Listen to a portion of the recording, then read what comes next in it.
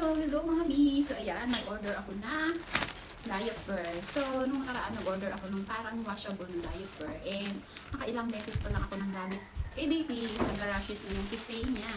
So, imbis na makatipid, kung magkakasakit naman yung kay baby, so wag na. So, yun, naghanap na ako ng diaper na mura lang and marami. So, may nakita ko dito sa TikTok, ito, Atlas diaper, yung Korean diaper, and 100 pieces na siya. So, makakatipid ako dito kasi nasa 300 plus lang yung 100 pieces na. So, itatry ko siya na gagamitin kay baby. Kung hindi siya magka-rashes, ito na lang yung gagamitin ko. Kasi yung binibili namin is medyo pricey and maksaya si baby sa diaper. So, sa isang buwan, gagastos ka ng 1,000 mahigit.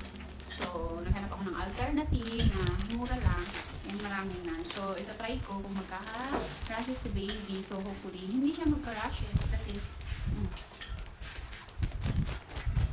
sobrang dami na niya. So, magbubukas ako ng isa. Titingnan ko kung yung quality niya. Hindi siya ganun kapal, pero sana wag namang tumagos. Wag tumagos yung poops. Ang dami pa naman mag-poops si baby. So, sana wag tumagos yung poops.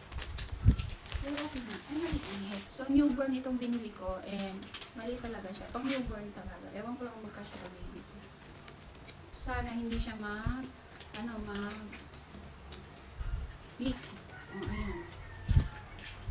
Ganito lang siya kalaki. Medyo malaki yung binibili namin. Pero, kasya pa naman siguro to kasi si baby is nasa 1.5 month pa lang naman. So, hindi naman siya ganun laking babae.